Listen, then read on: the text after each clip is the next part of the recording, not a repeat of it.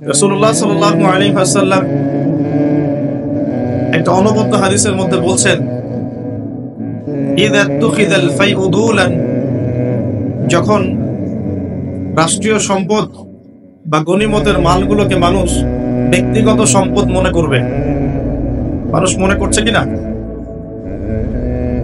ওয়াল আমানাতু মাগনামান, আমানত রাখা হলে সেটা মানুষ গনিমত মনে করে খেয়ে ফেলবে, ওয়াজ যাকাতু মাগরামান, এবং যাকাত প্রদান করাটাকে মানুষ বোঝা মনে করবে, মানুষ যাকাত প্রদান করতে চাইবে না। চলছে কিনা এমন সমস্যা? ওয়া তুউল্লিমা লিগাইরিদ দ্বীন, ধর্ম বিবর্জিত শিক্ষা ব্যবস্থা চালু হবে, হয়েছে কিনা? মানুষ জ্ঞান অর্জন করবে, কিন্তু জ্ঞান অর্জনের উদ্দেশ্য হবে দুনিয়া। দিন ধর্ম বিবর্জিত শিক্ষা ব্যবস্থা চালু করা হবে। নবীজি আগেই বলেছেন সাল্লাল্লাহু আলাইহি ওয়াসাল্লাম, নবীজি বলছেন যে ওয়াতা'a আর-রাজুলু ইমরাতাহ, পরিবারের স্বামী বা কর্তা সে পরিবারের স্ত্রীর আঁচল ধরে থাকবে, তার আনুগত্য করবে। ওয়া'আক্কা উম্মাহ, এবং তার মায়ের সাথে দুর্ব্যবহার করবে, মায়ের হক আদায় করবে না। এমনটা হচ্ছে কিনা? নবীজি বলছেন ওয়াদনা সাদিকা, মানুষ তার বন্ধু বান্ধবীদেরকে কাছে টেনে নেবে, ওয়াকসা আবাহ, এবং তার বাবাকে দূরে ঠেলে দিবে। এমনটা হচ্ছে কিনা? ওয়াশুরিবাতিল খুমর, এবং বেশি বেশি মাদক দ্রব্য সেবন করা হবে, হচ্ছে কিনা? এখনকার যুবকদের অন্যতম প্রধান সমস্যা কি বলেন? মাদক দ্রব্য নয় কি? মাদক। আর মাদকের চেয়ে একটা ভয়াবহ মাদক আছে, মাদকের চাইতেও একটা ভয়াবহ মাদক আছে, তার নাম হচ্ছে পর্নোগ্রাফি। তার নাম কি? পর্নোগ্রাফি, অশ্লীল ছবি দেখা। এটাও একটা মাদক। কারণ বর্তমান বিজ্ঞান বলছে, যখন কোনো ব্যক্তি পর্নে আসক্ত হয় তখন তার মাথা থেকে ডোপামিন নির্গত হয়। কি বের হয়? ডোপামিন। আর যখন কোনো ব্যক্তি মাদকাসক্ত হয় তখনও তার মাথা থেকে ডোপামিনই বের হয়। এটা উত্তেজক, আপনাকে ওই বিষয়টার প্রতি উদ্বুদ্ধ করবে। তো নবী সাল্লাল্লাহু আলাইহি ওয়াসাল্লাম বলেছিলেন অনেক দিন আগে, প্রায় 1400 বছর আগে, ওয়াশুরিবাতিল খুমর, বেশি বেশি মাদক দ্রব্য সেবন করা হবে, ওয়াযহরাতিল কায়নাত ওয়াল মাআজিফ, এবং প্রচুর নর্তকী গায়িকার প্রচলন ঘটবে, ঘটেছে কিনা? ওয়াল মাআজিফ, এবং বাদ্যযন্ত্রের প্রচলন বেড়ে যাবে, বেড়েছে কিনা? নবীজি অন্য হাদিসে বলেছেন লা ইয়াশরাবান্না আন-নাস মিন হাযিহিল উম্মাল খামর ইউসাম্মুনাহা বিগাইরি ইসমিহা, এই উম্মতের এক অংশের মানুষ মাদকদ্রব্য সেবন করবে, কিন্তু তার নাম রাখবে ভিন্ন, মাদককে মাদক বলবে না, ভিন্ন নামে সম্বোধন করবে। নবীজি বলছেন ইউযাফু আলা রুউসিহিমুল মাআজিফ, মানুষের মাথার উপরে, মাথার কাছে বাদ্যযন্ত্র বাজতে থাকবে। এর ব্যাখ্যা আমরা বুঝতে পারতাম না, এখন বুঝতে পারি। মানুষের মাথার কাছে, কানের ভিতরে কেমন করে বাদ্যযন্ত্র বাজতে পারে? কিভাবে বাজতে পারে? ইয়ারফোন, ব্লুটুথ, সবার কানে কানে, সবাই গান শুনছে, নাউযুবিল্লাহ। বাদ্যযন্ত্র কানের ভিতরে না? নবীজি 1400 বছর আগে বলে গেছেন ইউযাফু আলা রুউসিহিম বিল মাআজিফ, মাথার উপরে, এখানে কানের কাছে, মাথার উপরে বাদ্যযন্ত্র বাজতে থাকবে। নবীজি বলছেন ওয়াযহরাতিল কায়নাত, এই যে গায়িকা নর্তকীদের সংখ্যা বাড়তে থাকবে, ওয়াল মাআজিফ, বাদ্যযন্ত্র বাড়তে থাকবে, ওয়াল মুগান্নিয়াত, এবং গান গায় যে মহিলা, এদের সংখ্যা বাড়তে থাকবে। বাড়ছে কিনা? বাড়ছে। নবীজি আরো বলেছেন ওয়ালা'আনা আখিরা হাযিহিল উম্মাহ উলাহা, এই উম্মতের শেষের দিকের মানুষেরা প্রথম দিকের মানুষদেরকে গালিগালাজ করবে, করছে কিনা? শেষের দিকের মানুষেরা প্রথম দিকের মানুষদেরকে গালিগালাজ করবে, বলবে ইসলাম তো ওই যুগে চলতো, এই যুগে চলে না।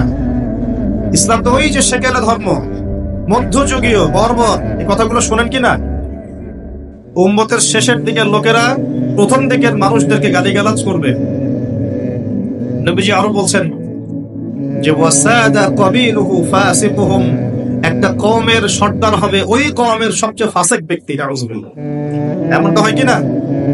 একটা কওমকে নেতৃত্ব দিবে সেই কওমের সবচেয়ে ফাসিক ব্যক্তি। ফাসিক কে? কে ফাসিক?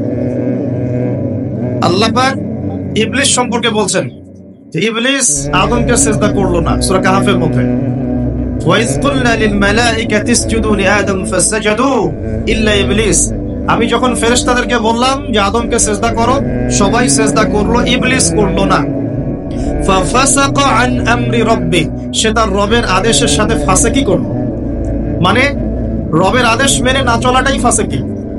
আর নবীজি বলছেন ওয়াসাদা কাবিলুহুম ফাসিকুহুম, একটা কওমের নেতৃত্ব দিবে ফাসিক ব্যক্তি, যে আল্লাহ পাকের হুকুম আহকামের পরোয়া করবে না। ওয়া কানা যাঈমুল কওমি আরযালাহুম, সমাজের সবচেয়ে নিকৃষ্ট মানুষকে কর্তৃত্বের আসন দেওয়া হয়। এগুলো হচ্ছে কিনা সমাজের মধ্যে?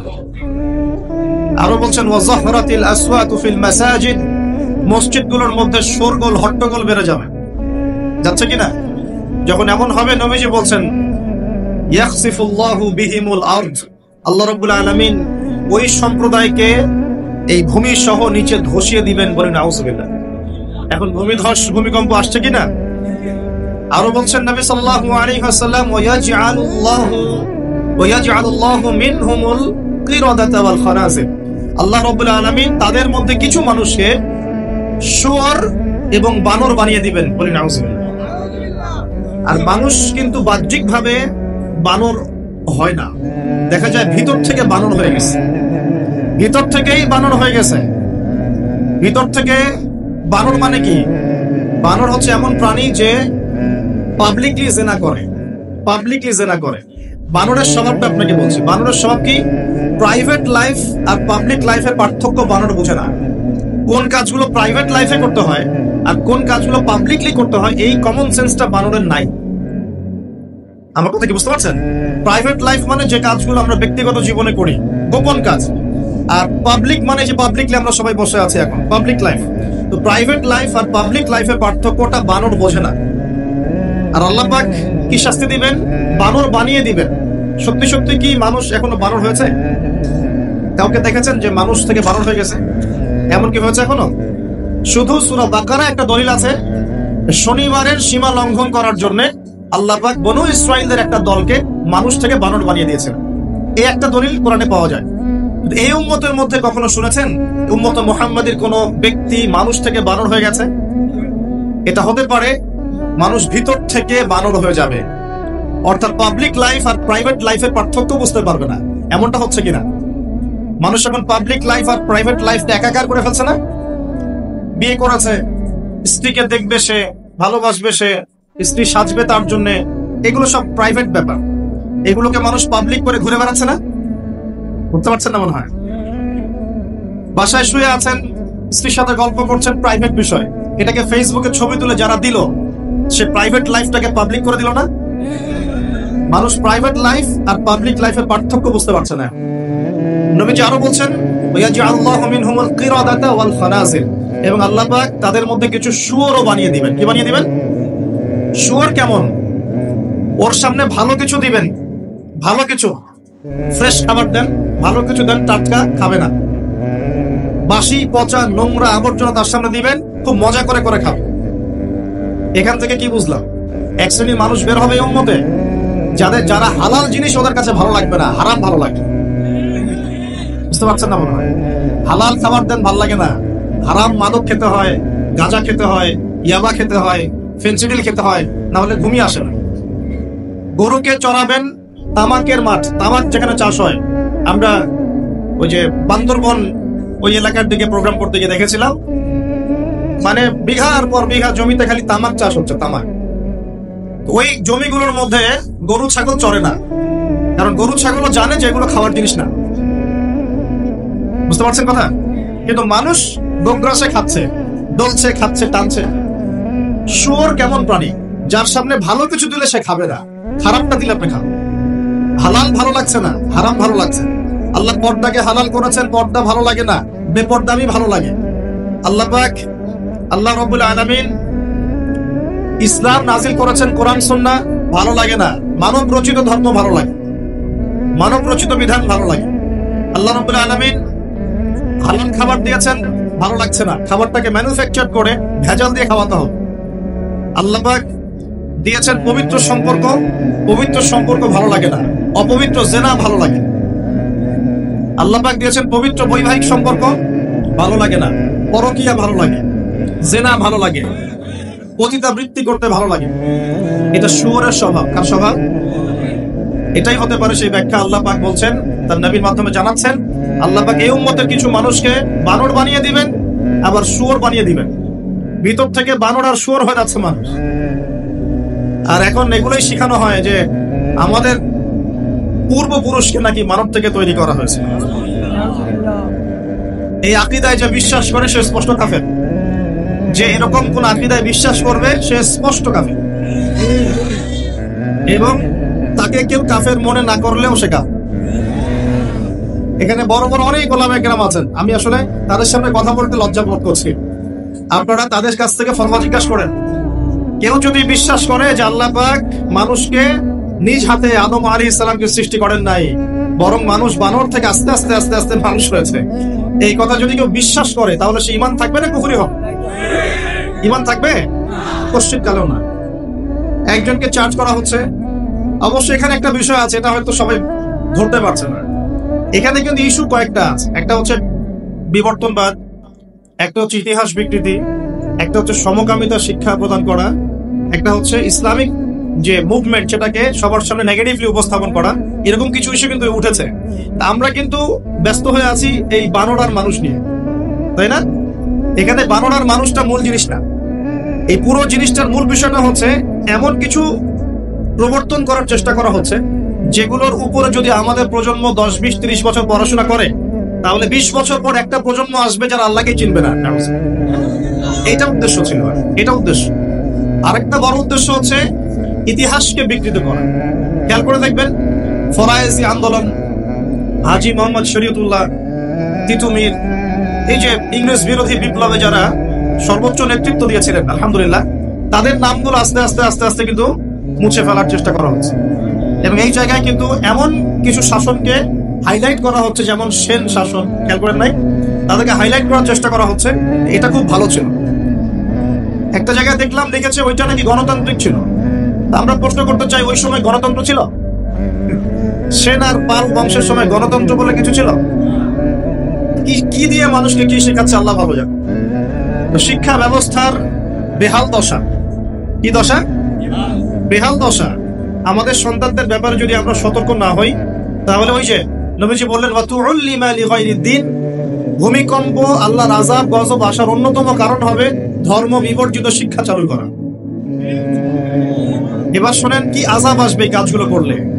এই কাজগুলো করলে কি আযাব আসবে একটু শোনেন, এরপরে আমি সামনের দিকে যাচ্ছি। কাজগুলো কি?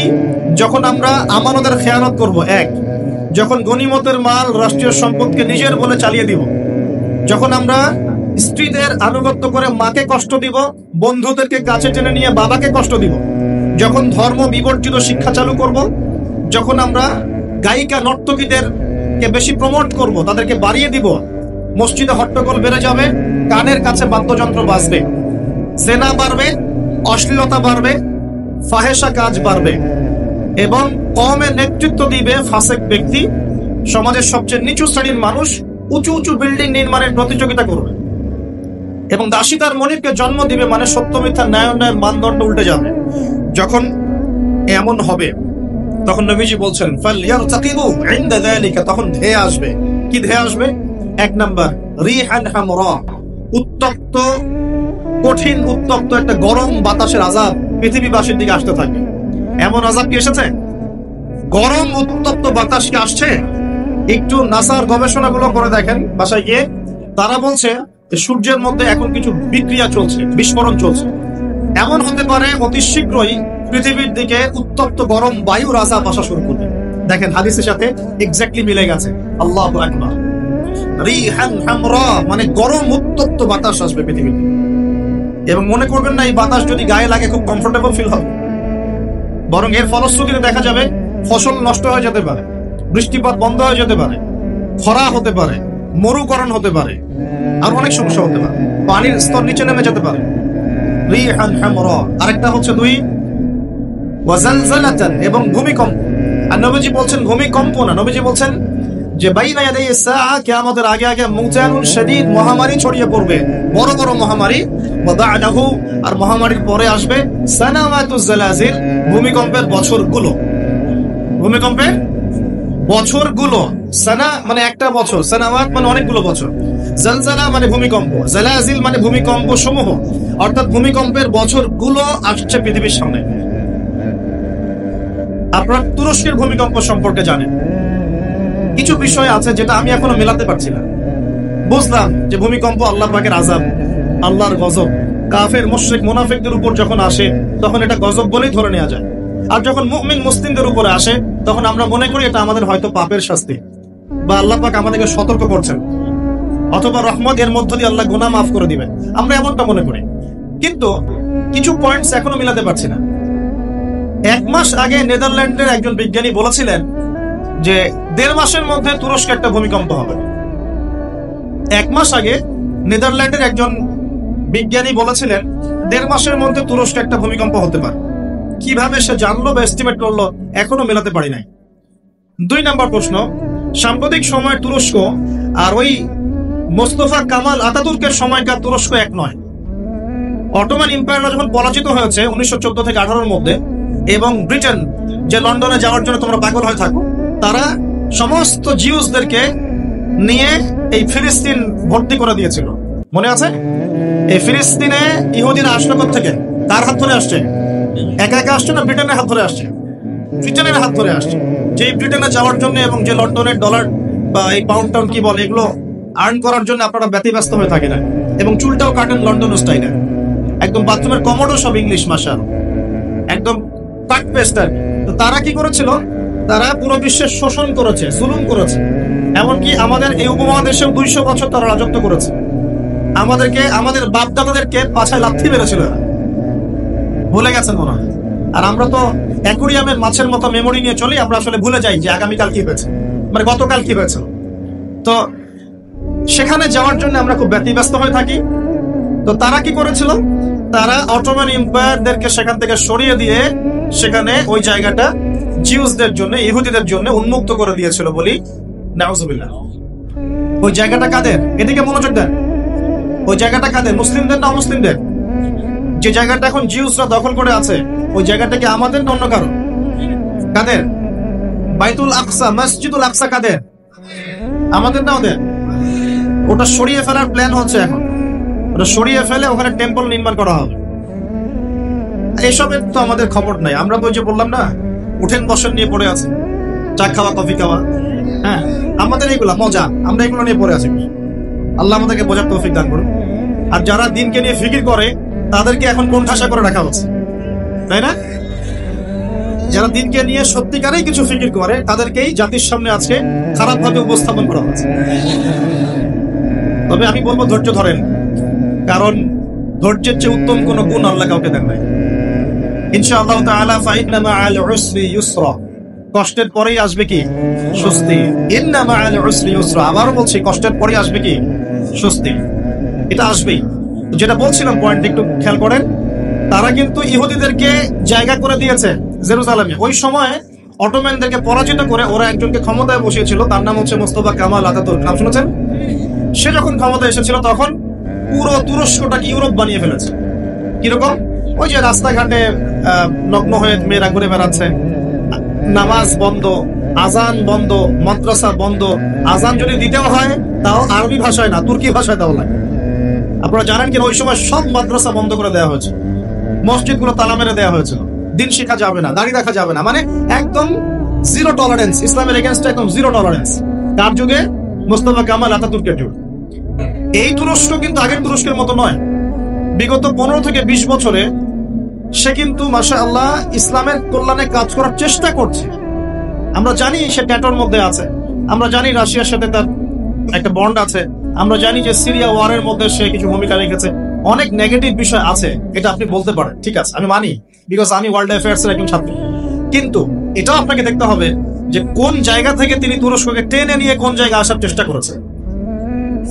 তিনি নামাজ চালু করেছেন, মসজিদ উন্মুক্ত করেছেন, মাদ্রাসা শিক্ষা ব্যবস্থার উন্নয়ন করেছেন, ইসলামিক কালচার চালু করেছেন, এই যে সংস্কৃতি ছড়িয়ে দিয়ে, ইসলামিক সংস্কৃতি ছড়িয়ে দেওয়ার চেষ্টা করছেন, অটোম্যানদের হারানো সে গৌরব আবার ফিরে আনার চেষ্টা করছিলেন, এবং এই চেষ্টা ক্রমাগত অব্যাহত আছে কিন্তু। এবং জাতি তাকে কিন্তু খুব ভালোবাসে, জাতি কিন্তু তাকে খুব ভালোবাসে। এখন সাম্প্রতিক সময় যে ইস্যুটা হয়েছিল, কোরআন পুড়িয়ে দেয়, মনে আছে? কোন দেশ পুড়িয়ে দিয়েছিল? সুইডেন, মনে আছে? এই ইস্যুটা নিয়ে কিন্তু সবচেয়ে বেশি প্রতিবাদ করেছে যে রাষ্ট্রটা, তার নাম তুরস্ক। কথা বুঝতে পারছেন? শুধু তাই নয়, ওই ন্যাটোতে যোগদানকে কেন্দ্র করে ন্যাটোর সাথে তার একটা কনফ্লিক্ট চলছে। সুইডেন, ডেনমার্ক, ফিনল্যান্ড এরা যে ন্যাটোর কাছাকাছি আসতে যাচ্ছে, তুরস্ক ডিফিট করছে, না আসা যাবে না। এটা নিয়ে পশ্চিমাদের সাথে তার খুব বাকবিতণ্ডা চলছিল লাস্ট কয়েকদিন। আপনারা কি খবর দেখেন? আমার লেকচার বুঝতে পারছেন কি? আচ্ছা, বাকবিতণ্ডা চলছে পশ্চিমাদের সাথে। এবার আপনাকে কয়েকটা পয়েন্ট বলি। নেদারল্যান্ডের সেই বিজ্ঞানী কেমন করে বললো যে দেড় মাসের মধ্যে এটা হতে পারে, এক পয়েন্ট। দুই নাম্বার হচ্ছে এই কয়েকটা ইস্যুর পরে, কোরআন পুড়িয়ে দেয় ইস্যু, তুরস্কের প্রতিবাদ, ন্যাটোর কনফ্লিক্ট ইত্যাদি, এই ইস্যুগুলোর মধ্য দিয়ে যখন উত্তপ্ত বাকবিনিময় হচ্ছে, তখন ব্রিটেন, জার্মানি আর ইউএসএ তারা বলে দিয়েছিল 7-10 দিন আগেই বলে দিয়েছিল যে আগামী 10 দিনের মধ্যে তুরস্কে একটা ভয়াবহ হামলা হতে পারে। কি হতে পারে? হামলা। তারা বলছে সন্ত্রাসী হামলা হতে পারে। তুরস্কের পররাষ্ট্রমন্ত্রী ব্রিফ করছিলেন, দেখলাম তিনি বলছেন যে তারা বলছে আমাদের এখানে কিছু একটা হবে, কিন্তু কি হবে, কিভাবে হবে তারা বলছে না। এই পয়েন্টটা এখনো মিলাতে পারছি না। আর তৃতীয় পয়েন্ট আরো মারাত্মক। এই ভূমিকম্পের ঠিক 2 দিন আগে, 3 দিন আগে ওই 3টা কান্ট্রি তুরস্ক থেকে তাদের কনসুলেট, যে পররাষ্ট্র অধিদপ্তর গুলো থাকে, এগুলো গুটিয়ে চলে গেছে দেশে। তারা কেন 2 দিন আগে, 3 দিন আগে সব গুটিয়ে চলে গেল? তবে কি তারা কিছু জানতো? তবে কি এখানে কোনো কিন্তু আছে? থাকতে পারে। আমরা তো গায়েবের খবর জানি না, জানি গায়েবের খবর আমরা জানি না। তবে পাপগুলো আপনাকে বললাম একটু আগে, যে পাপগুলোর কারণে জলজালা, ভূমিকম্পগুলো আসে, এই পাপ তো আমরাই সবচেয়ে বেশি করছি। তা আসা তো কথা আমার এখানে থাকে, বুঝতে পারছেন না মনে হয়? মাদক দ্রব্যের প্রচলন বাংলার মাটিতে বেশি না কম? কত বেশি? প্রচন্ড রকম বেশি। বেশি না? নগ্নতা, বেহায়াপনা বেশি না কম? গান বাজনা, বাদ্যযন্ত্র বেশি না কম? সংস্কৃতির দোহাই দিয়ে আমরা সবাইকে এগুলো শোনাচ্ছি কিনা? নগ্নতা, ব্লু ফিল্মস, পর্নোগ্রাফিতে আমরা কি পিছিয়ে না এগিয়ে? করাপশন, দুর্নীতিতে আমরা কত নাম্বার? আজকে আসছি 12, আগে ছিল 13, আজকে হয়েছে 12। মাশাআল্লাহ, উন্নতি হয়েছে আমাদের। আচ্ছা, তারপরে এই যে আমাদের খেয়ানতে আমরা পটু না কম না বেশি? একটা হাতি উপর থেকে আস্তে আস্তে এখানে মাছি হয়ে যায় কিনা? একটা হাতি উপর থেকে আস্তে আস্তে মাছি হয়ে যায় কিনা? মানুষ সম্পদ লুটে পুটে খাচ্ছে কিনা? তো ভূমিকম্প আসার যে কারণগুলা, এগুলো তো আমরা ফার্স্ট। তাহলে ওখানে এত বড় আযাব কেন? এটা প্রশ্ন না? আল্লাহ পাক উত্তর ভালো জানেন। তবে হতে পারে এটা পুরো মুসলিমদের জন্য একটা শিক্ষা।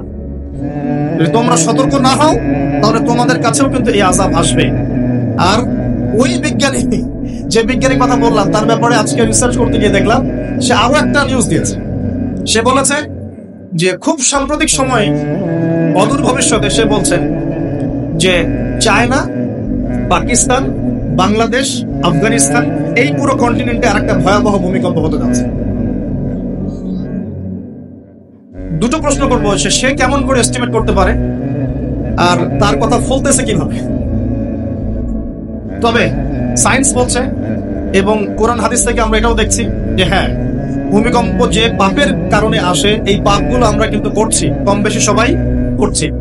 আর 2 নাম্বার হচ্ছে যে টেকটনিক প্লেটের কথাগুলো বলা হয়, বা এই যে ফ্রন্ট লাইন গুলোর কথা বলা হয়, এগুলো কিন্তু আমাদের দেশ, পাকিস্তান, আফগানিস্তান, চায়নার দিকে আছে, মায়ানমারের দিকে আছে। আর এটা হাদিস থেকে আমি জানি কিয়ামতের আগে আগে 3টা বড় বড় ভূমিকম্প হবে। কয়টা ভাই? 3টা। এই কিয়ামতের 10টা বড় আলামতের মধ্যে এই 3টা হচ্ছে অন্যতম। নবীজি বলেছেন, একটা হচ্ছে পৃথিবীর পূর্ব দিকে, যেখানে আমরা বসবাস করি, Bangladesh, Pakistan, Sri Lanka, India, Myanmar, Indonesia, Malaysia, পূর্ব দিক, এদিকে একটা ভূমিধস হবে। একটা হলো পৃথিবীর পশ্চিমে, মানে ওই যে পশ্চিমা সভ্যতা, যেখানে যাওয়ার জন্য আপনি ব্যতিব্যস্ত হয়ে আছেন। আর 3 নাম্বার হচ্ছে পৃথিবীর মাঝখানে, জাজিরাতুল আরবিয়া, আরাবিক পেনিনসুলার মধ্যে একটা ভূমিকম্প হতে পারে।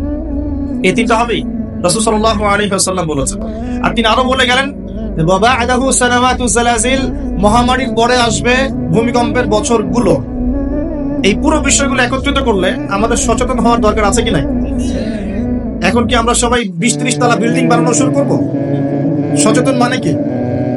আমরা কি আশ্রয় কেন্দ্র বেশি বেশি বানানো শুরু করব? আমরা আরো ওই যে কিছু কিছু সিমেন্টের অ্যাড দেখায়, এই সিমেন্টে বাড়ি বানালে ভূমিকম্পেও কাঁপবে না, এগুলো করবো আমরা? নাকি সর্বপ্রথম কি প্রয়োজন? আধ্যাত্মিক পবিত্রতা প্রয়োজন, তাসকিয়া প্রয়োজন। আল্লাহ পাক আমাদের সবাইকে তওবা করে ফিরে আসার তৌফিক দান। একই সাথে পশ্চিমাদের সমস্ত ষড়যন্ত্রের ব্যাপারে চোখ কান খোলা রাখার তৌফিক দান। দুটোই দরকার আছে, আছে কি নাই? দুটোই দরকার আছে। আপনারা বাসায় গিয়ে একটা প্রযুক্তি সম্পর্কে পড়াশোনা করেন, আমি আর কিছু বলে দিব পাবলিকলি। প্রযুক্তিটার নাম হচ্ছে হার্ট, HAARP, হার্ট। এই প্রযুক্তি কি, কেন, এ দিয়ে কি করা যায় না করা যায়, এটা নিয়ে একটু বাসায় গিয়ে পড়াশোনা করে দেখেন, মনে থাকবে? HAARP, হার্ট, মনে থাকবে? এখনই গুগল সার্চ করে দেখে দেন, বাসায় গিয়ে পড়াশোনা করে দেন কি জিনিস এটা, কি করা যায় এটা দিয়ে। আপনাকে বলে দেই, দাজ্জাল কিন্তু জলবায়ু নিয়ন্ত্রণ করাও শুরু করবে, কেন সে পুরো বিশ্বটা শাসন করবে। দাজ্জাল বৃষ্টি দিতে পারবে, দুর্ভিক্ষ দিতে পারবে, প্রোগ্রেসও দিতে পারবে। 40 দিন সে বিশ্বকে শাসন করবে, যার প্রথম দিনটা হবে 1 বছরের সমান, দ্বিতীয় দিনটা হবে 1 মাসের সমান, তৃতীয় দিনটা হবে 1 সপ্তাহের সমান, বাকি দিনগুলো হবে আমাদের দিনের মতোই। প্রত্যেক ভূমিকম্পেই পৃথিবীর আর্নিক গতির পরিবর্তন হচ্ছে। সায়েন্টিস্ট এখন বলছেন পৃথিবীর ভিতরে ইনার কোর বলে যে জায়গাটা আছে, এটা এখন উল্টা দিকে ঘোরা শুরু করেছে। তো একদিন যে 1 বছরের সমান হবে, এ বিষয়ে আমার কোনো সন্দেহ নাই। মহাবিশ্বে এমন কিছু একটা হবে যাতে করে পৃথিবীর আর্নিক গতির মধ্যে পরিবর্তন আসবেই। না হলে নবী সাল্লাল্লাহু আলাইহি ওয়াসাল্লাম বলতেন না প্রথম দিনটা হবে 1 বছরের সমান। সাহাবীরাও প্রশ্ন করছেন, ইয়া রাসূলুল্লাহ সাল্লাল্লাহু আলাইহি ওয়াসাল্লাম, আমরা তখন কিভাবে নামাজ পড়বো? নবীজি বললেন, তোমরা অনুমান করে হিসেব করে নামাজ পড়ে নিবে। মনে করেন যদি এখন সূর্য আর না ওঠে, তাহলে কি আমরা একটা টাইম বের করে করে নামাজ পড়তে পারবো না? মনে করেন সকালে সূর্য উঠেছে আর রাত হচ্ছে না, আটকে গেছে পৃথিবী, তাহলে কি টাইম হিসেব করে করে নামাজ পড়তে পারবো কিনা? নবীজি এই পরামর্শ দিচ্ছিলেন যে তোমরা সময় হিসেব করে নামাজ পড়ে নেবে। দ্বিতীয় দিনটা হবে 1 মাসের সমান, আর তৃতীয় দিনটা হবে 1 সপ্তাহের সমান, এবং সে এই পৃথিবীটাকে শাসন করবেই। এবং নবীজি একটা হাদিসে বলছেন, পৃথিবীর মক্কা মদিনা বাদ দিয়ে এমন কোন জায়গা নাই যেখানে সে বিচরণ করবে না। সফে সালাহিন বলছেন তার বিচরণ দুভাগেও হতে পারে, এক, সে নিজে বিচরণ করবে, আল্লাহ তাকে সেই ক্ষমতা দিবেন, অথবা সে প্রত্যেকটা জায়গায় তার অনুসারী তৈরি করবে যারা তার হয়ে কাজ করবে। দুটো ব্যাখ্যাই যৌক্তিক, যৌক্তিক না? একজন ব্যক্তি কি একা একাই বিশ্বকে শাসন করতে পারে, নাকি তার কোনো ফলোয়ার্স লাগবে? ফলোয়ার্স লাগবে না? এখানে তার ফলোয়ার্স কারা? নবীজি বলছেন ইস্পাহানের 70,000 ইহুদি তাকে ফলো করে। কত হাজার? 70,000। আর আপনাদেরকে জানিয়ে রাখি, তাদের ধর্মগ্রন্থে একটা ধোঁকা আছে। কি ধোঁকাবাজি? তারা মনে করে যে তাদের একজন মাসিহ আসবে। কে আসবে? মাসিহ মানে ত্রাণকর্তা, উদ্ধারকারী, যে আসলে তারা বিশ্বকে শাসন করবে। কারা এমনটা মনে করে? ইহুদিরা মনে করে। তারা মনে করে তাদের একজন মাসিহ আসবে, তারা যখন আসবে তখন তারা বিশ্বটাকে শাসন করা শুরু করবে। আস্তে আস্তে কি তারা বিশ্ব শাসন করছে কিনা বলেন? ধীরে ধীরে কি তারা বিশ্বের শাসন ক্ষমতার দিকে এসেছে কি আসে নাই? আসছে। যদি আপনি পড়াশোনা করেন তাহলে দেখবেন বিশ্বের বড় বড় ডিপার্টমেন্ট গুলো, for example geopolitics, political system, economics, finance, media, প্রযুক্তি, এই যে বড় বড় ডিপার্টমেন্ট গুলো আছে, এগুলো কিন্তু মোটামুটি ভাবে তারা শাসন করা শুরু করেছে। শুধু প্রকাশ্যে এসে ঘোষণা দেওয়া বাকি আছে। এটাও অচিরেই হবে, এটা আমরা বিশ্বাস করি। কারণ এটা না আসা পর্যন্ত তো ঈসা আলাইহিস সালাম আসছেন না। দাজ্জাল যখন শাসন না করছেন তার আগ পর্যন্ত কিন্তু ঈসা আলাইহিস সালাম পৃথিবীতে আসবেন না। দাজ্জালের শাসনকে ধসিয়ে দেওয়ার জন্য, শেকড় থেকে উপরে ফেলার জন্যই আল্লাহ রাব্বুল আলামিন নবী ঈসা আলাইহিস সালামকে আবার পাঠাবেন ইনশাআল্লাহ। তার মানে সময়গুলো দিকে যাবে। কে হবে সে? নবী সাল্লাল্লাহু আলাইহি ওয়াসাল্লাম বলেছেন সে হবে একজন ইহুদি যুবক। কি যুবক? ইহুদি যুবক, যার কোকড়ানো চুল থাকবে, শারীরিক শক্তি অনেক বেশি হবে, এবং কপালে স্পষ্ট করে লেখা থাকবে কাফা এবং র। তার এক চোখ হবে অন্ধ, ঠিক আঙ্গুরের মতো ফোলা, সেটা হবে বাম চোখ। তাকে আল্লাহ পাক ক্ষমতা দিবেন, অলৌকিক কিছু ক্ষমতা দিবেন, এবং সে পৃথিবীতে এসে নিজেকে খোদা দাবি করবে। যারা তাকে মেনে নিবে সে তাদেরকে জান্নাতে ঢোকাবে, আর তার জান্নাত মানেই জাহান্নাম। আর যে তাকে অনুসরণ করবে না, তাকে সে জাহান্নামে ঢোকাবে, তার জাহান্নাম মানেই জান্নাত। সুবহানাল্লাহ। এমনও এসেছে একজন তরুণ যুবক তার সামনে পড়ে যাবে। যুবকরা ভালো করে শোনেন, একজন তরুণ যুবক তার সামনে পড়ে যাবে এবং সে যুবকটাকে ধরে বলবে, তুমি কি বিশ্বাস করো যে আমি আল্লাহ? সেই যুবক বলবে, না, আমি বিশ্বাস করি মুহাম্মদ সাল্লাল্লাহু আলাইহি ওয়াসাল্লামের রব হচ্ছেন আল্লাহ। তখন দাজ্জাল তাকে হত্যা করবে কিভাবে? তার পা দুটোকে ধরে এইভাবে চিরে ফেলে দিবে এবং একটা অংশ একদিকে নিক্ষেপ করবে, আরেকটা অংশ আরেক দিকে নিক্ষেপ করবে। এরপরে দাজ্জাল হুকুম করবে এই ডেড বডিকে জীবিত হয়ে যাও। দাজ্জালের হুকুমে এই ডেড বডি জীবিত হয়ে যাও। ফিতনা, পরীক্ষা, আল্লাহ পাকে পরীক্ষা করবে। তারপরে সে তাকে জীবিত করে বলবে, আমি তোমাকে মৃত্যু দিলাম, আবার জীবিত করলাম, এখন বিশ্বাস হলো যে আমি আল্লাহ? তখন সেই যুবক বলবে, এখন আমার পূর্ণ বিশ্বাস হলো যে তুই দাজ্জাল। কারণ আমি হাদিসে পড়েছি, আমি জানি যে দাজ্জাল এক যুবককে এভাবে হত্যা করবে, কিন্তু আমি এটা জানতাম না এই যুবক আমি নিজেই। যুবক ভাইরা, ঈমান সবচেয়ে বড় শক্তি। ঈমানই সবকিছু, আমলই সবকিছু, ইসলামই সবকিছু। আমরা যেগুলোর পিছনে ছুটছি, মেয়ে, গার্লফ্রেন্ড, পর্নোগ্রাফি, ফ্রি মিক্সিং, হ্যাঁ, অহেতুক কিছু সময় নষ্ট করা, মারামারির মধ্যে লিপ্ত হওয়া, কিশোর গ্যাং, ড্রাগ এডিকশন, এগুলো সব ধোঁকাবাজি। এগুলো আপনাকে শান্তি দিবে না। আপনাকে শান্তি দিবে দুটো জিনিস, এক হচ্ছে 5 ওয়াক্ত সালাত, আর 2 নাম্বার হচ্ছে আল্লাহ রাব্বুল আলামিনের কোরআনুল কারীম। ইনশাআল্লাহ নিয়াত করতে পারি তো ইনশাআল্লাহ 5 ওয়াক্ত নামাজ পড়ব জামাতে, আর রমজান মাসে কোরআন খতম দিব ইনশাআল্লাহ। যারা কোরআন পড়তে জানি না, রমজান আসার আগেই কোরআন তেলাওয়াত করা শিখবো ইনশাআল্লাহ। যারা জানি, পুরো রমজানে আলিফ লাম মিম থেকে শুরু করে একদম মিনাল জিন্নাতি ওয়ান নাস পর্যন্ত আমরা অর্থ সহ পড়বো ইনশাআল্লাহ। পারা যাবে ইনশাআল্লাহ। ইন্নামাল আমালু বিন্নিয়াত, কাজের ফলাফল কিসের উপর? নিয়াতের উপর। নিয়াত করেন ইনশাআল্লাহ তাআলা, আল্লাহ রাব্বুল আলামিন আপনাকে তৌফিক দিবেন ইনশাআল্লাহ। রমজানে এত বেশি বাইরে বের হবেন না, মানুষের সাথে বেশি আড্ডাবাজি করবেন না, অহেতুক গল্পে লিপ্ত হবেন না, টিভি, সিরিয়াল, ফেসবুক, ইউটিউব নিয়ে পড়ে থাকবেন না। রমজান মাসে বেশি বেশি ফরজের পাশাপাশি নফল আমল করবেন, কোরআন তেলাওয়াত করবেন, জিকির আজগার করবেন, তাসবিহ তাহলিল করবেন, আলেম ওলামাদের সাথে এসে বসবেন, দার্সে এসে বসবেন, তালিম করবেন, মানুষকে ইফতার করাবেন, ইফতার বিতরণ প্রজেক্ট করবেন, মানবতার সেবায় কাজ করবেন, সৎ কাজে আদেশ করবেন, অসৎ কাজে নিষেধ করবেন। রমজানটাকে একটা আমলের মৌসুম বানিয়ে নেবেন ইনশাআল্লাহ। পারবো ইনশাআল্লাহ। নবীজি বলেছেন, সেই ব্যক্তির জন্য ধ্বংস যে রমজান মাসকে পেয়েছে কিন্তু রমজানকে পেয়েও তার গুনাহ মাফ করাতে পারে নাই। আল্লাহ আমাদেরকে হেফাজত করুন বলি আমিন। এই দাজ্জাল এই যুবককে হত্যা করে দিবে এবং সে ইহুদিদেরকে নিয়ে, কাদেরকে নিয়ে? ইহুদিদেরকে নিয়ে পুরো বিশ্বটাকে শাসন করবে। এটা হবেই। এখন বলেন তো, ইহুদিরা কোথায় আছে? কোন জায়গায় রাষ্ট্র গঠন করেছে? এবং ওই জায়গাটাকে মুসলিমদের না অমুসলিমদের? সেখানে জুলুম হয় না? হয় না? বিমান হামলা করে, বোমা হামলা করে বাচ্চাদেরকে হত্যা করা হয় কি হয় না? এগুলো মানবতা বিরোধী অপরাধ নয়? বিশ্ববাসী তখন মুখে কুলু পেটে বসে থাকে কেন? যত মানবতা খালি মুসলিমদের সাথে দেখাতে হবে? মুসলিমরা যদি, কেউ যদি মুসলিমদেরকে আঘাত করে আর মুসলিমরা বলে যে এই আঘাত করাটা খারাপ, তখনই মুসলিমদেরকে বাঁকা চোখে দেখা হয়। আর সারা বিশ্বে মুসলিম মা বোনদেরকে ধর্ষণ করা হচ্ছে, এই বাচ্চাদেরকে হত্যা করা হচ্ছে, ভাইদেরকে এভাবে জীবন্ত মেরে ফেলা হচ্ছে।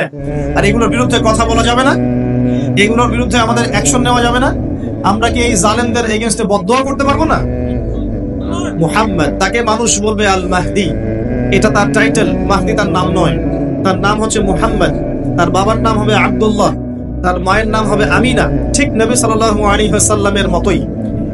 এবং তিনি মুহাম্মদ সাল্লাল্লাহু আলাইহি ওয়াসাল্লামের বংশধরদের মধ্যেই হবে। মাহদি চট্টগ্রাম থেকে বের হবে না, মাহদি বুয়েট থেকে বের হবে না, বাংলাদেশ থেকেও তো 2-4টা মাহদি অলরেডি বের হয়ে গেছে, বের হয় নাই? আর মাহদি আরবি ভাষায় কথা বলবে। কি ভাষায় কথা বলবে? পাঞ্জাবি ভাষায় কথা বলবে না। আমাদের পাঞ্জাব থেকে একটা মাহদি বের হয়েছিল ইংরেজদের সময়, ব্রিটিশ আমলে। সে বলেছে আমি মাহদি, আমি ঈসা, নাউজুবিল্লাহ। পরে দাবি করেছে সেই নবী। আর বাংলার মাটিতে এদের দাওয়াত এখন খুব জোরে জোরে চলছে। নাম দিয়েছে আহমেদিয়া মুসলিম জামায়াত। নাম শুনেছেন নাকি? তাদের এই নেতা দাবি করেছিল সে মাহদি, সেই ঈসা, নাউজুবিল্লাহ।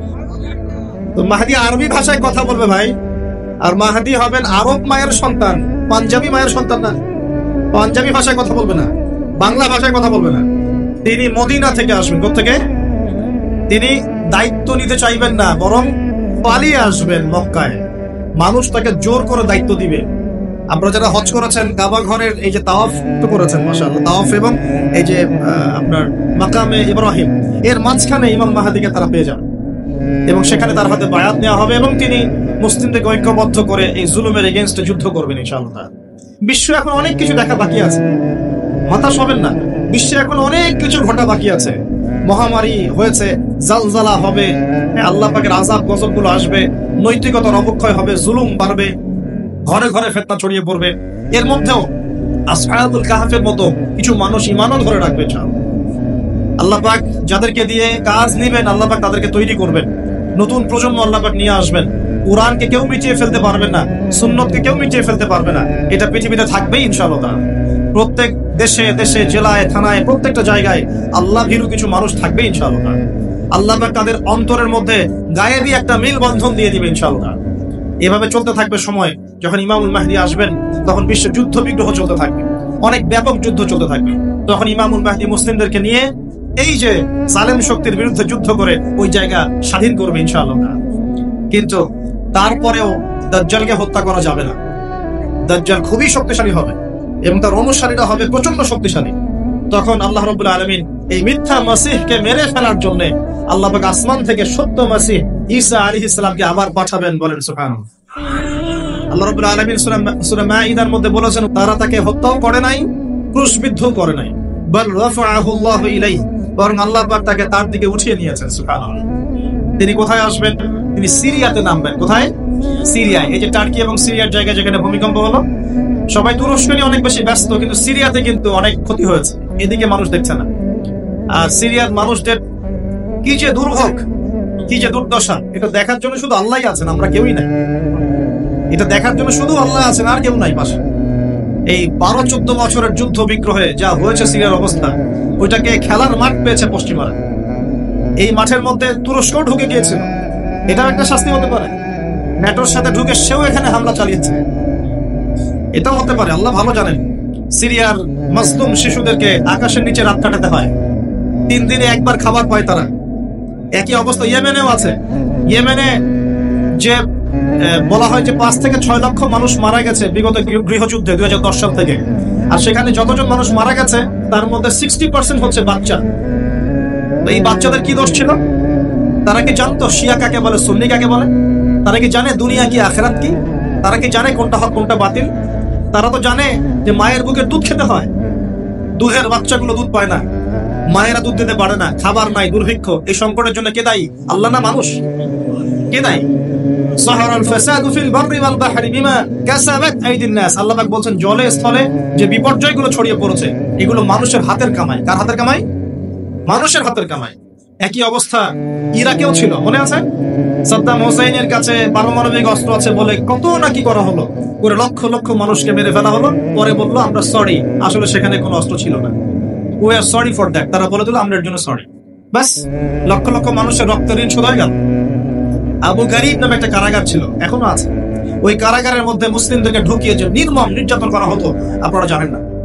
পাকিস্তানের একজন ডক্টর মহিলা, যে উনি নিউরো মেডিসিন ডক্টর আফিয়া, উনাকে মনে হয় 10 থেকে 12 বছর ধরে ওখানে নির্যাতন করা হয়েছিল।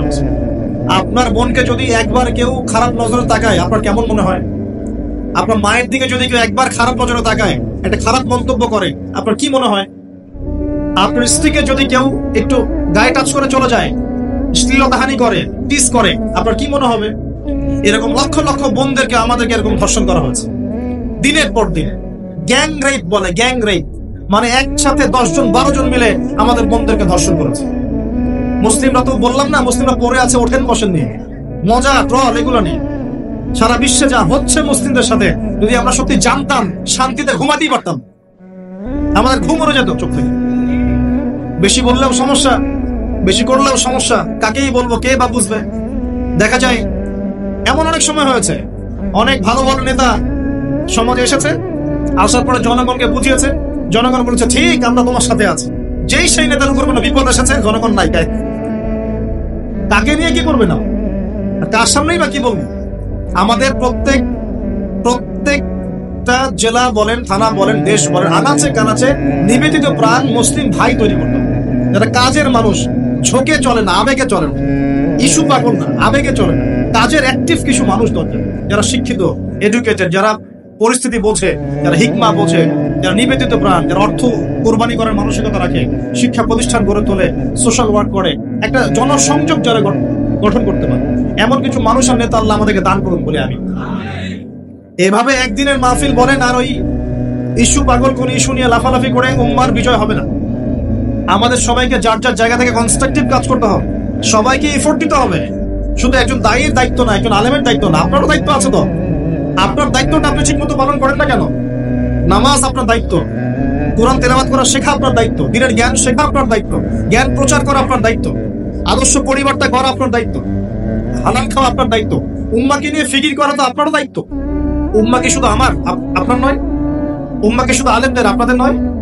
তাহলে আমরা কি সবাই শুধু কয়েকজন মানুষের ঘাড়ে দায়িত্ব চাপিয়ে দিয়ে চলে যাব? এই সমস্যা হচ্ছে আমাদের সমাজে।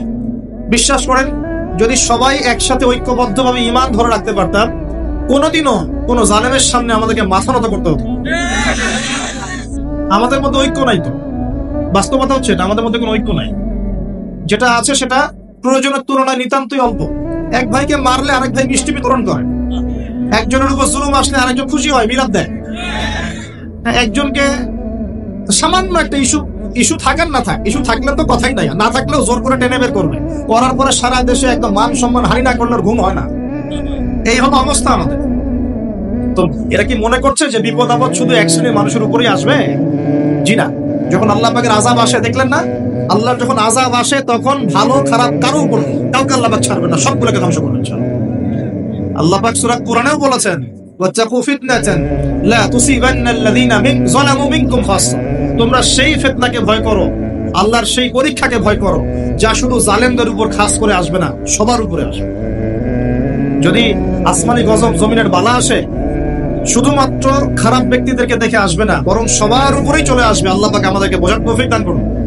নবী সাল্লাল্লাহু আলাইহি ওয়াসাল্লাম একদিন ঘুম থেকে উঠে বলছেন, লা ইলাহা ইল্লাল্লাহ লা ইলাহা ইল্লাল্লাহ ওয়াইলুল লিল আরব মিন শাররি ক্বাদ ইখতারা। তখন যায়েনব বিনতে জাহাশ রাদিয়াল্লাহু আনহা বলছেন, ইয়া রাসূলুল্লাহ আনুহলিক ওয়া ফিনা সালিহুন, আমাদের মধ্যে সৎ মানুষ থাকা সত্ত্বেও কি আমরা ধ্বংস হয়ে যাব? তখন নবীজি বলছেন, নাম, অবশ্যই ধ্বংস হবে। ইযা কাসরাতিল খাবাস, যখন অশ্লীলতা ছড়িয়ে পড়বে তখন আলেম জালেম সব ধ্বংস হয়ে যাবে। আল্লাহ পাক আমাদের সবাইকে হেফাজত করুন বলি আমিন। সামাজিক প্রতিরোধ করে তোলেন, অন্যায়ের বিরুদ্ধে প্রতিবাদ করা শিখেন, সৎ কাজে আদেশ করেন, অন্যায় কাজে নিষেধ করেন, নিজের ব্যক্তিত্ব বজায় রাখেন, ইসলামকে হাসি ঠাট্টার পাত্র বানাবেন না, যার যার দায়িত্ব তার তার জায়গা থেকে পালন করেন। আপোষের মধ্যে অনেক রকম মতভেদ থাকতে পারে, সমস্ত মতভেদ ভুলেও আমরা এক জাতি ইনশাআল্লাহ। সমস্ত মতভেদ ভুলে আমরা এক জাতি ইনশাআল্লাহ। মনে করেন আমি সঠিক বিষয়ের উপর ছিলাম, সঠিক বিষয় থাকার পরেও মানুষ আমাকে খুব গালিগালাজ করলো, তারপরেও যারা আমাকে গালিগালাজ করেছে উম্মার ঐক্যের স্বার্থে তাদের সাথে বসতেও রাজি আছে। এরকম মানসিকতা রাখতে হবে। উম্মার ঐক্যের স্বার্থে, উম্মার কল্যাণের স্বার্থে যে আপনাকে থাপ্পড় দিয়েছে ওর সাথেও চলতে হবে আপনাকে। কারণ উম্মা সবচেয়ে বড় বিষয়, আমার ব্যক্তির স্বার্থ বড় বিষয়। কখনো কখনো বৃহত্তর স্বার্থে ক্ষুদ্রতর স্বার্থ বিসর্জন দিতে হয়। প্রিয় ভাইরা, এটা দাজ্জালীয় একটা সভ্যতার যুগ চলছে এখন। এই ফিতনাগুলো সব ঘরে ঘরে। এখন এখান থেকে যুবক ভাইদেরকে একটু বোঝাই, প্লিজ আমার দিকে দেখেন। দাজ্জাল খুব ভালো করেই জানে যে তার এই বিশ্ব শাসনের পথে বাধা হচ্ছে মুসলিমরা, কারা? আর সে খুব ভালো করেই জানে মুসলিমদের মধ্যে সবচেয়ে বেশি বাধা হচ্ছে যুব সমাজ। যদি যুব সমাজ আল্লাহর ঈমান এবং রাসূল সাল্লাল্লাহু আলাইহি ওয়াসাল্লামের আমল এই দুটোকে নিয়ে যদি তারা পথ চলতে পারে, তাহলে তাদেরকে প্রতিহত করা এত সহজ নয়। এটা কিন্তু দাজ্জাল খুব ভালো করে জানে, ঠিক এই, এবং তার অনুসারীরাও খুব ভালো করে জানে। এই কারণেই যুবকদেরকে আল্লাহর রাস্তা থেকে সরিয়ে ফেলার জন্য দাজ্জাল এবং তার অনুসারীরা কিছু ফাঁদ দিয়েছে আপনাকে, ট্র্যাপ। যুবক ভাই একটু ভালো করে শোনেন।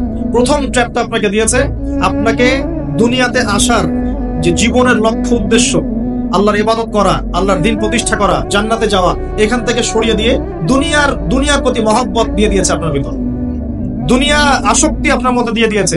সারাদিন চিন্তা, একটা চাকরি, একটা ব্যবসা, একটা বাড়ি, একটা গাড়ি, একটা স্ট্যাটাস, অলওয়েজ এই ফিকিরটা, এটাকে আমরা ইংরেজিতে বলি ম্যাটেরিয়ালিজম বা বস্তুবাদিতা। এই বস্তুবাদিতা আপনার মধ্যে ঢুকিয়ে দেওয়া হয়েছে। খুব সতর্ক থাকবেন, এক নাম্বার। দুই, আপনার সামনে নারীকে সহজলভ্য করে দেওয়া হয়েছে। মেয়ে নারী, এই নারী জাতিকে আপনার সামনে সহজলভ্য করে দেওয়া হয়েছে। অনলাইন অফলাইন যেখানেই যাবেন নগ্ন নারীকে আপনি সামনেই পাবেন। মাত্র 1000-2000 টাকা দিয়ে মানুষ জেনা করতে পারে, এখন রাত কাটাতে পারে, কেউ বাধা দেওয়ার নাই। কিন্তু যদি হালাল ভাবে বিয়ে করতে চান, পদে পদে বাধা পাবেন না। হালাল ভাবে বিয়ে করতে চাইলে পদে পদে বাধা পাচ্ছেন, কিন্তু জেনা করতে গেলে আপনাকে কেউ বাধা দিচ্ছে না। একটা ছেলে চাইলেই হোটেলে রাত কাটাতে পারে এখন, আর এখন ফ্রি মিক্সিং এর যুগ, আর ছেলে মেয়ের অবাধ মেলামেশা। বিয়ের আগেই দেখা যায় ছেলেরা মেয়েদের স্বাদ ভোগ করে, মেয়েরা ছেলেদের স্বাদ ভোগ করে, এবং এই পরিসংখ্যান দিন দিন বাড়ছে বাংলার মাটিতে, বাড়ছে না? এটা আপনাকে আল্লাহর পথ থেকে সরিয়ে দেওয়ার জন্য মহিলাদেরকে অস্ত্র হিসেবে ইউজ করা হচ্ছে। খুব খেয়াল রাখবেন, আল্লাহ পাক বোঝার তৌফিক দান করুন। 3 নাম্বার, আপনার সামনে দারিদ্রতা, বেকারত্বের একটা হতাশা দিয়ে দেওয়া হয়েছে। দারিদ্রতা, আমার চাকরি হচ্ছে না, ক্যারিয়ার কি করব, হ্যাঁ বেকার হয়ে থাকলাম, এই সব হতাশা আপনার মধ্যে ঢুকিয়ে দেওয়া হয়েছে। কোনো কোনো ক্ষেত্রে পরিবারগুলোও আপনাকে হতাশ করে ফেলছে। এত টাকা পয়সা খরচ করলাম, টাকা পয়সা দিয়ে পড়ালাম, হ্যাঁ ডিগ্রি সার্টিফিকেট অর্জন করলি, এখনো চাকরি করতে পারিস না, হ্যাঁ কবে বড় হবি, নিজের পায়ে দাঁড়াবি, এই যে মানসিক চাপ, এগুলোতে কিন্তু যুব সমাজ আস্তে আস্তে আল্লাহর পথ থেকে সরে যায়, এবং এরপরে গিয়ে তারা মাদকের কাছে যায়। হতাশা, গার্লফ্রেন্ডের সাথে খারাপ সম্পর্ক, ফ্রি মিক্সিং অ্যাফেয়ার, জেনা, হ্যাঁ মিউজিক, তারপরে পর্নোগ্রাফি, এগুলোতে আসক্ত হয়। এক পর্যায়ে গিয়ে মাদকের কাছে শান্তি খোঁজে, আর মাদক যখন আপনাকে পেয়ে বসবে, আপনি আপনার জীবন থেকে, জীবনের লক্ষ্য থেকে হারিয়ে যাবেন, এবং দাজ্জাল এবং তার অনুসারী বিজয়ী হয়ে গেল, আমরা হেরে গেলাম। এরকম ধাপে ধাপে আপনার সামনে অনেকগুলো ট্র্যাপ দিয়ে দেওয়া হয়েছে। বেকারত্বের ট্র্যাপ, হতাশা, নারী, জীবনের লক্ষ্য থেকে সরিয়ে দেওয়া, এবং সবচেয়ে বড় কথা এখন চলছে ফ্রি মিক্সিং আর পর্নোগ্রাফি। এগুলো দিয়ে আপনার ভিতরে নূর, ইমানের নূর আর দেশটাকে তারা নষ্ট করে দিয়েছে। এখন এটাকে রিগেইন করতে হলে কি করতে হবে প্রিয় ভাই? প্রথম কাজ হচ্ছে দুনিয়াকে তুচ্ছ মনে করার মানসিকতা তৈরি করতে হবে। দুনিয়া ক্ষণস্থায়ী, তুচ্ছ, আমি এখানে থাকতে আসি নাই চিরদিন, এখানে আমার কিছু দায়িত্ব আছে। ওয়ামা খালাকতুল জিন্না ওয়াল ইনসা ইল্লা লিয়াবুদুন, এটা আমার দায়িত্ব। আর আরেকটা দায়িত্ব হচ্ছে হুয়াল্লাযী আরসালা রাসূলাহু বিল হুদা ওয়া দীনিল হক লিইয়ুযহিরাহু আলা দীনি কুল্লি, এটা আমার দায়িত্ব। আমার দায়িত্ব আল্লাহর ইবাদত করা, আল্লাহর জমিনে আল্লাহর দ্বীনটাকে প্রতিষ্ঠা করা। এই দায়িত্ব পালন করতে গেলে আমাকে প্রথমে জ্ঞান অর্জন করতে হবে। অতএব যুবক ভাইদের প্রথম কাজ হচ্ছে দিনের জ্ঞান অর্জন করা। কি করা ভাই? দিনের জ্ঞান অর্জন করা। আপনি যে লাইনে পড়াশোনা করছেন করবেন, কিন্তু পাশাপাশি অবশ্যই দিনের বেসিক ফান্ডামেন্টাল জ্ঞান অর্জন করতে হবে। পারা যাবে তো ইনশাআল্লাহ? এরপর বেশি বেশি নেক আমল করবেন, নবী সাল্লাল্লাহু আলাইহি ওয়াসাল্লামের সুন্নত মোতাবেক জীবনটা গড়ার চেষ্টা করেন। 2, 3 নাম্বার, হালাল খাওয়ার চেষ্টা করবেন, হারামের দিকে যাবেন না, ঠিক আছে? 4 নাম্বার, হালাল রিজিকের ব্যবস্থা হয়ে গেলে বিয়ে শাদী করে ফেলবেন, জেনার ধার কাছেও যাবেন না, হালাল রিজিকের সোর্স হয়ে গেলেই বিয়ে করে ফেলবেন। তারপরে আদর্শ পরিবার করবেন, আপনার সন্তানদেরকে মানুষ করবেন, এবং সবাইকেই কমসে কম পার্ট টাইম দাওয়াতি কাজ করতে হবে। সৎ কাজে আদেশ করবেন, অসৎ কাজে নিষেধ করবেন। ইনশাআল্লাহ আমাদের ঐক্যবদ্ধ প্রচেষ্টায় আল্লাহর জমিনে দিন আবার বিজয়ী হবে ইনশাআল্লাহ তাআলা। আল্লাহ রাব্বুল আলামিন আমাদের সবাইকে বর্তমান পরিস্থিতি বোঝার তৌফিক দান করুন।